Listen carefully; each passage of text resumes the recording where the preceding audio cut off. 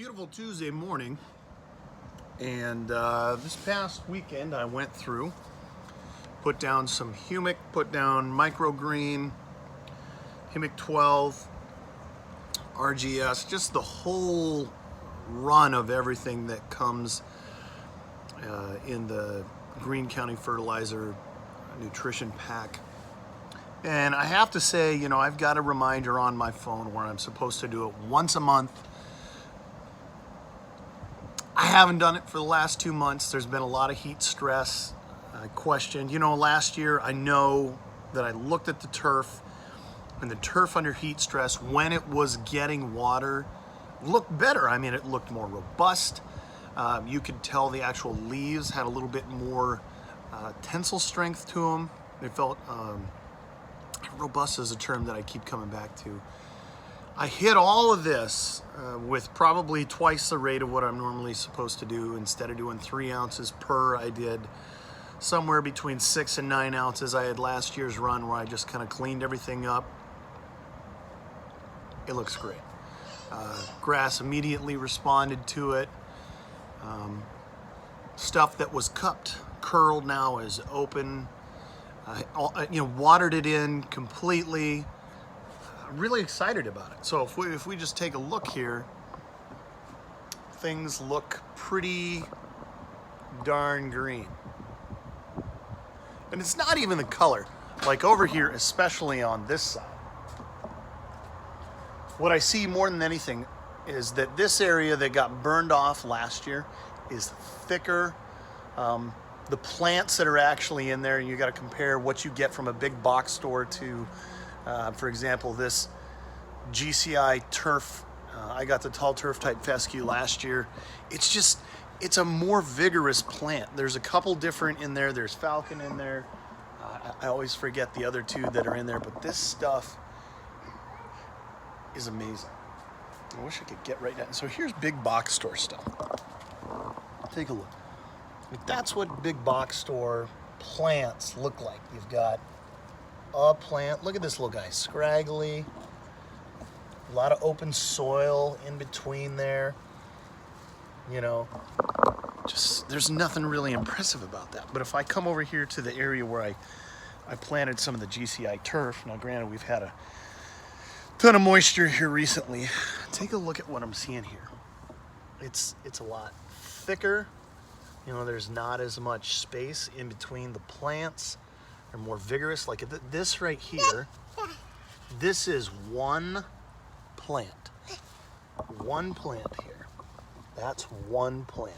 If we go over there to the other side, there's like 2 or 3 leaves off of one plant. On this side, and they say, you know, this type of turf was chosen because of its excessive tillering. Excessive tillering means that it's spreading, it's putting out new shoots. The stuff that I see from the big box store has like a plant and like 1, maybe 2 leaves coming off of it.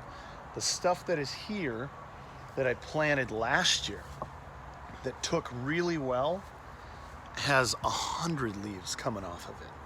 And even if you go and take a look at it, I think here's a good spot here where you can see I've got a rock underneath here, which is my biggest problem. But if we take a look in here, this guy, even though these two are little plants, can you see the number of shoots that are coming off of that? 1, 2, 3, 4, 5, 6, 7, 8, 9, 10. And one of the other things that, if you take a look at, if this thing's got a pointy tip on it, that means that it's never been hit by a lawnmower, okay? And if it's never been hit by a lawnmower, that thing is growing, it's pushing right now. If you think about it, we've had temperatures in the 90s this past week, so it's really interesting to see these 3 types of seed aggressively come up and grow. This is one of my favorite ones that's in here. It's got a much finer texture, okay? So you can see that's a much finer texture. And you can see the excessive tillering here. I'm trying to separate this out because the way that tall turf type fescue works is that you get one central plant and then it just radiates out from that. But you can see the difference here. You can see a ton of shoots, all kinds of stuff.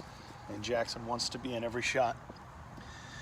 But suffice to say this, I am more than excited with what I've seen, and based upon how this has performed over the year, and I didn't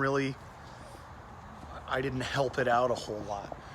The areas where I actually went through, burned everything off, and planted that seed have done spectacularly.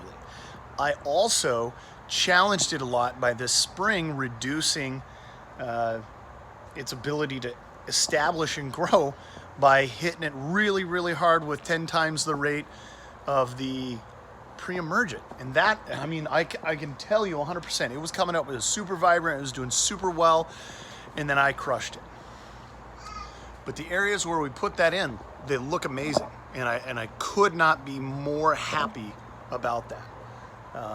The real question is, then do we take and burn the rest of it off? Be right about now. The one thing I am seeing though is that where I've overseeded, which was a little further up on the hill, and in here, I can see the specific plants from GCI Turf Services. I think I just need a year or two of overseeding that. I mean, it's not a terrible lawn. The grass is still green, it still exists. This area over here needs to be smoked off, it needs to be regraded in a way. There's a drain right there, and that drains from there across and comes out right there, and everything runs down the hill.